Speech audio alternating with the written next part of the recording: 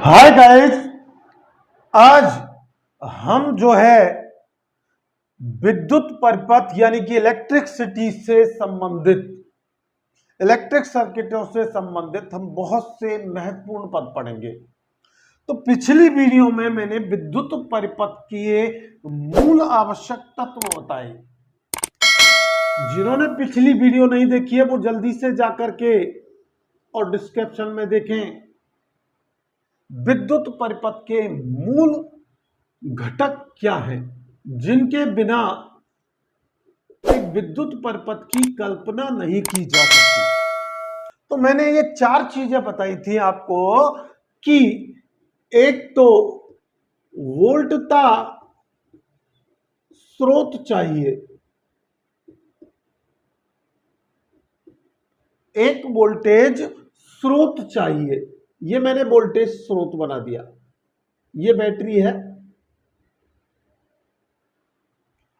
और दूसरा, आपको परिपथ पूरा करने के लिए संयोजन तार, कनेक्टिंग वायर, तो मैंने इस बैटरी को कनेक्टिंग वायर की सहायता से जोड़ दिया। तीसरा, मैंने आपको बताया था कि एक भार यानी एक लोड विद्युत प्रवाह के लिए, विद्युत का प्रवाह या मार्ग बनाने के लिए आवश्यक है लोड। और इस परिपथ को, इस प्रवाह को, विद्युत के को नियंत्रित करने के लिए एक कुंजी की आवश्यकता होती है। तो मैंने ये आपको एक स्विच लगा दिया। ये आपका क्या कहलाएगा? Electric circuit.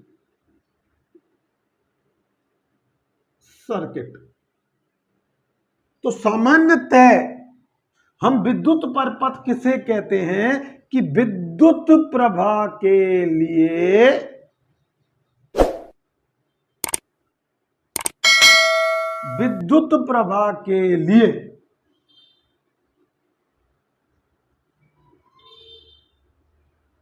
बनाया गया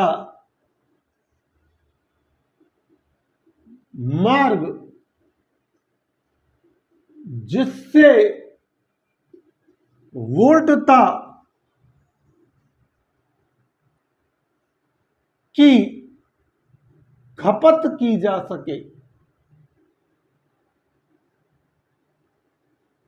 विद्युत परिपथ कहलाता है। क्योंकि विद्युत परिपथ में लोड जो है वोल्टता को कंज्यूम करता है, उपभोगित करता है, खपत करता है। तो मैंने मेन जो विद्युत परिपथ थे वो आपको चार प्रकार के बताए थे, जिनमें पहला बताया था मैंने खुला परिपथ। क्या बताया था? खुला परिपथ। यहां आज इसके बारे में बहुत सारी जानकारियां प्राप्त करेंगे हम। ओपन सर्किट, जो एग्जाम में आपके पूछी जाती हैं। देखिए, कोई भी परिपथ तैयार करने के लिए चार पैरामीटर्स होते हैं। पैरामीटर्स यानी प्राचल, निम्न में प्राचल कहा जाता है पैरामीटर। एक निश्चित माप होती हैं जिनसे विद्युत ऊर्जा को एक रूप से दूसरे रूप में रूपांतरण किया जा सकता है और उसको उपभोगित किया जा सकता है। तो सबसे पहला प्राचल होता है हमारा वोल्टता। क्या होता है? वोल्टता, वोल्टेज। दूसरा, मैंने आपको जो आप नाम सुनते हैं वो है आपका प्रतिरोध। रेजिस्टेंस।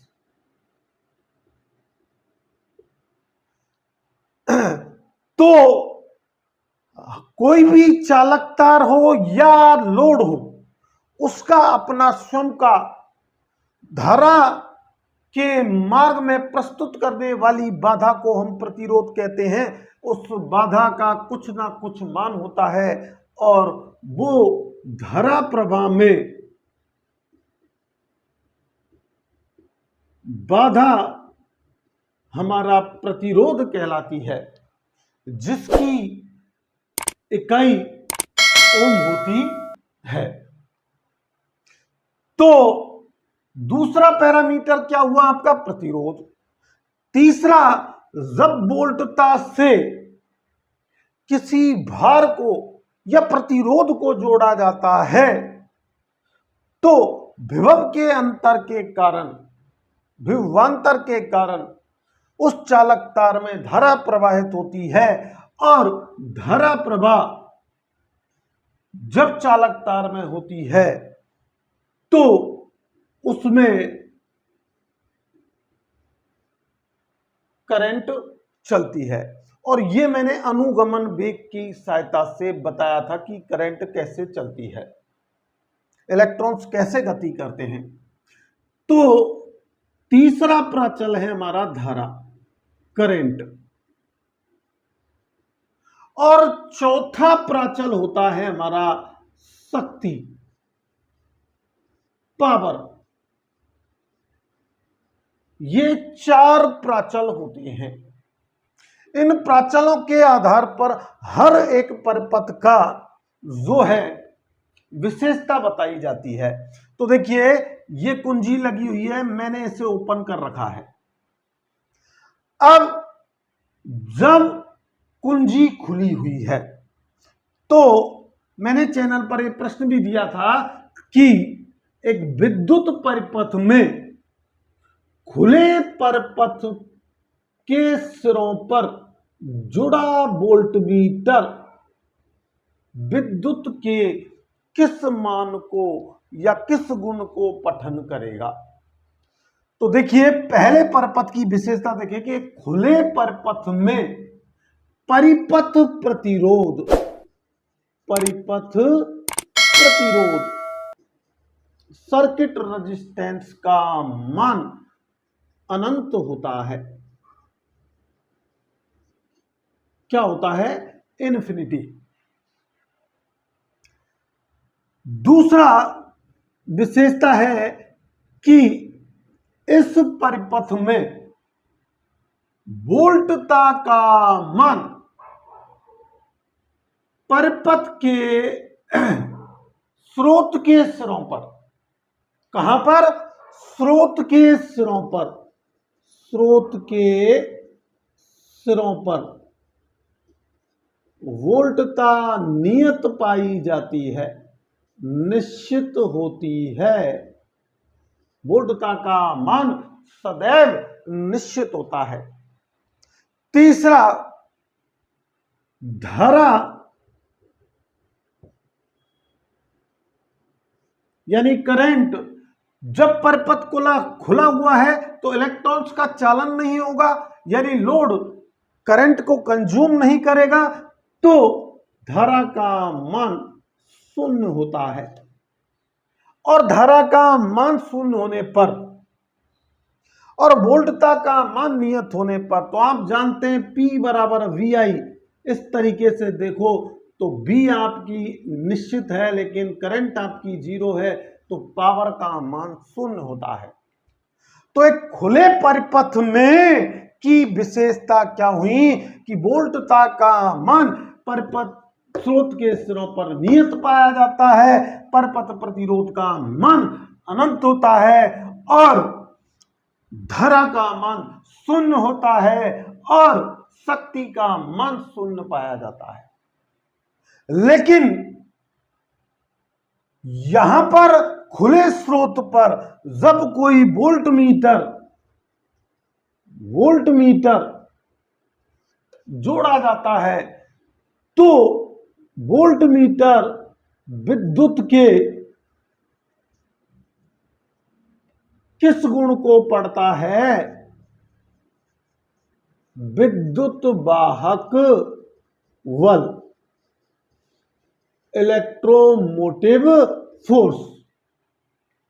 तो जिन्होंने क्वेश्चन में वोट नहीं किया है तो वो अपना क्वेश्चन नोट कर करके, और वहां पर आपका उत्तर क्या होगा कि वोल्ट मीटर कौन सा पड़ेगा? विद्युत वाहक बल। कई विद्यार्थियों ने जो है विभव बताया, विभवांतर वोट दिया, वो वो आपका गलत है। तो ये हमने खुले परिपथ की विशेषता देखी। अब हम देखिए दूसरा परिपथ जो मेन आपका आता है, जिससे वोल्टता, धारा और शक्ति कंज्यूम होती है, वो है हमारा बंद परिपथ, जो सबसे उपयोगी परिपथ भी कहा जाता है। तो दूसरा परिपथ क्या है आपका? बंद परिपथ, क्लोज सर्किट। ये छोटी छोटी बातें बहुत महत्वपूर्ण प्रश्न बना करके लाएंगी कि बंद परिपथ की विशेषता क्या है। तो बंद परिपथ की विशेषता इन 4 प्राचलों के आधार पर देखेंगे कि जैसे ही आप ये कुंजी बंद कर देते हैं, कुंजी क्या कर देते हैं? बंद, तो सर्किट कौन सा बन जाएगा आपका? बंद परिपथ, और परिपथ में धारा प्रवाहित होगी। तो बंद परिपथ में वोल्टेज का मान यदि देखते हो तो एक निश्चित वोल्टता स्रोत से जुड़ा हुआ है, तो वोल्टता का मान नियत होता है। बंद परिपथ में वोल्टता का मान सदैव क्या पाया जाता है? निश्चित पाया जाता है। दूसरी विशेषता यह है कि प्रतिरोध, रेजिस्टेंस अगर आपसे पूछ लिया जाए बंद परिपथ में, तो इस संयोजन तार का अपना एक निश्चित प्रतिरोध होगा, लोड का एक निश्चित प्रतिरोध होगा, और परिपथ का कुल प्रतिरोध भी एक निश्चित प्रतिरोध हो जाएगा। इसका मतलब कि रेजिस्टेंस का मान भी फिक्स होता है, नियत होता है बंद परिपथ में। तीसरा हम देखें धारा, तो धारा यानी कि करंट का मान भी निश्चित होगा, क्योंकि लोड एक निश्चित वैल्यू की ही करंट को कंज्यूम करेगा। तो एक निश्चित जो है वोल्टता स्रोत से निश्चित प्रतिरोध के लोड में एक निश्चित ही करंट प्रवाहित होगी, तो धारा का मान भी नियत होगा। प्रश्न आया था कि किस परिपथ में वोल्टता, धारा और प्रतिरोध का मान सदैव स्थिर रहता है? बंद परिपथ में। फिर अगर आपसे पूछ लिया जाए कि कौन सा परिपथ यूजफुल या उपयोगी परिपथ कहलाता है, तो हमारा बंद परिपथ होगा। तीसरे परिपथ की हम बात करते हैं। अब इसमें शक्ति का मान भी देख लें कि वोल्टता निश्चित है, प्रतिरोध निश्चित है, धारा निश्चित है, तो वोल्टता और एक नियत वोल्टता और नियत धारा से गुना होगा, तो शक्ति का मान भी निश्चित होगा, स्थिर होगा। एक नियत मान की ही पावर कंज्यूम ये परिपथ करता है। इन प्राचलों की ये आधार पर हमने बंद परिपथ की विशेषताएं देखी। तो खुले परिपथ का उदाहरण जला हुआ फ्यूज। परिपथ में यदि फ्यूज जल जाता है तो आपका सर्किट ओपन हो जाएगा।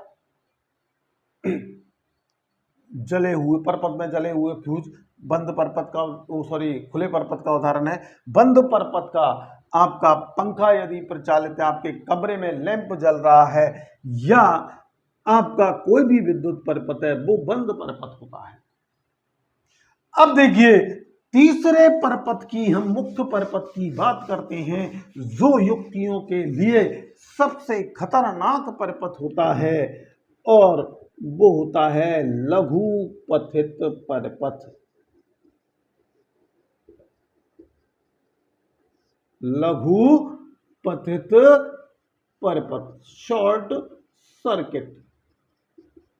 शॉर्ट सर्किट की बात करें तो जब धारा सीधे मार्ग से ले जा करके और लघु मार्ग से अपना रास्ता तय करती है, या यूं देख लीजिए आप कि यहां से यूं ना जा करके और धारा सीधे करंट अपना निश्चित सीधा लघु मार्ग प्राप्त कर लेती है, कम समय में जाती है, तो ऐसा परिपथ लघु पथित परिपथ कहलाता है। एक लघु पथित परिपथ में वोल्टता का मान सदैव शून्य होता है। वोल्टता क्या पाई जाएगी शॉर्ट सर्किट में? शून्य। और प्रतिरोध का मान नगण्य निम्न पाया जाता है, लघु पाया जाता है। प्रतिरोध का मान क्या पाया जाएगा? लघु। और लघु में भी परिपथ का जो कुल प्रतिरोध होता है उसका 1/6 भाग प्रतिरोध का मान होता है। प्रश्न पूछा गया कि जब जो दो चालक तार आपस में लघु पथित होते हैं तो वहां पर प्रतिरोधक मान परपथ प्रतिरोध का कितना रह जाता है? 1/6 भाग। अब प्रतिरोध यदि लघु है तो धारा का प्रवाह यानी धारा प्रवाह अनंत या उच्च होगा। धारा प्रवाह का मान उच्च होता है, और जहां धारा उच्च होती है और वोल्टता शून्य होती है तो शक्ति तो फिर आपकी शून्य ही होगी। शक्ति का मान शून्य होता है। अब देखिए, लघु पथित परिपथ युक्तियों में क्षति का सबसे ज्यादा कारण बनता है, और जहां कहीं भी लघु पथित परिपथ घटित होता है, बनता है, वहां कुंडलन यानी कुंडली या वाइंडिंग अति उष्मित होती है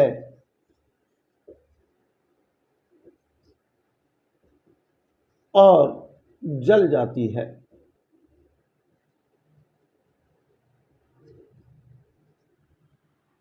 तो ये लघु पथित परिपथ का की बात हुई।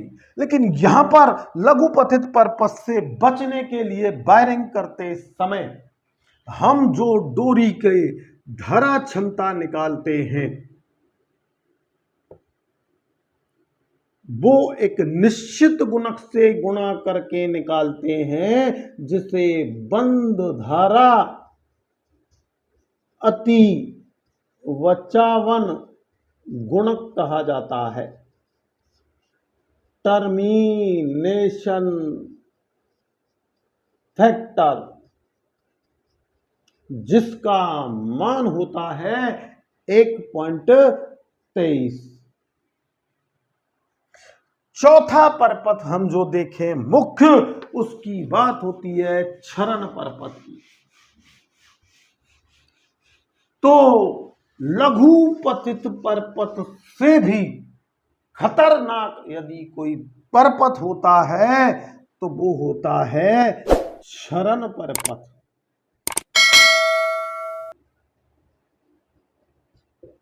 Leakage circuit.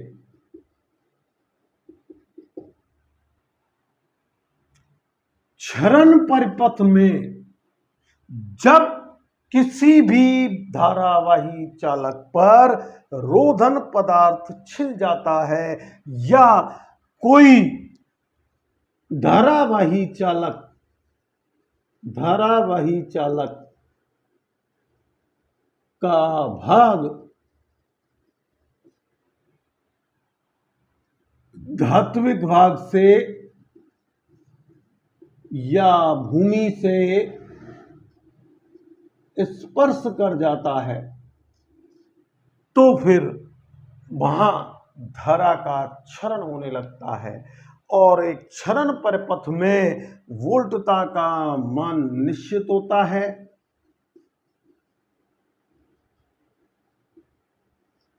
प्रतिरोध का मान आपका निम्न हो जाता है, लेकिन ये नहीं कह सकते कि 1/6 हो जाता है। यहां लीकेज होता है, इसलिए करंट की वैल्यू कम होती है। इलेक्ट्रॉन्स का प्रभाव, यहां इलेक्ट्रॉन्स की संख्या आपकी जिस जगह लीकेज होता है वहां पर अधिक पाई जाती है। ये ध्यान रखने योग्य बात है। अब देखिए, अगर हम देखें धारा का मान, तो धारा का मान निश्चित होता है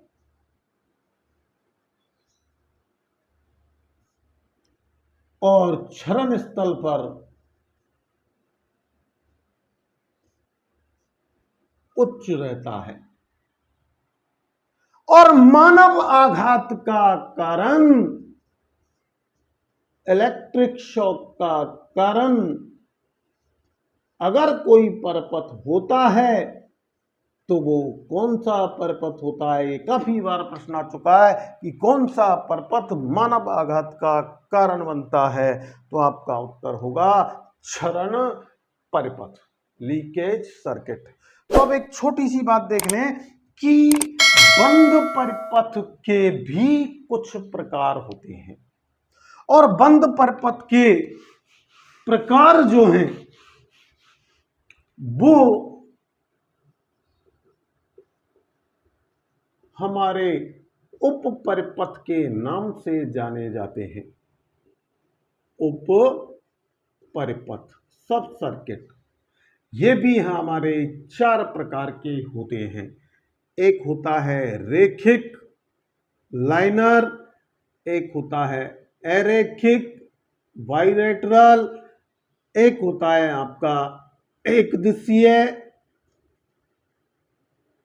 यूनिडायरेक्शनल और एक होता है आपका 2 तरफा टू वे, जिसकी चर्चा खुल करके हम विशेषताओं की अगली वीडियो में करेंगे। अभी मैं यहाँ इस वीडियो का समापन कर रहा हूं, लेकिन ये बता रहा हूं कि लघु पथित परपथ से बचने के लिए, लघु पथित परपथ से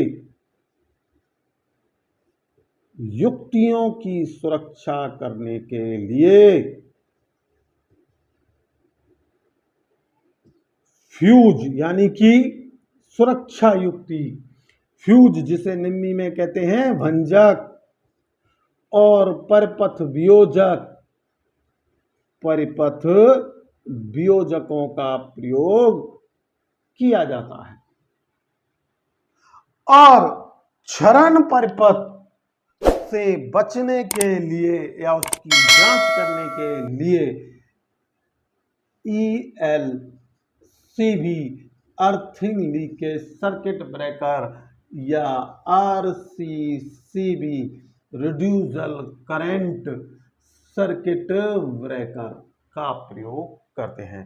तो आज का वीडियो बेसिक कॉन्सेप्ट के साथ आपको कैसा लगा, ये ज़्यादा से ज़्यादा लाइक करके, शेयर करके और कमेंट्स करके बताएं।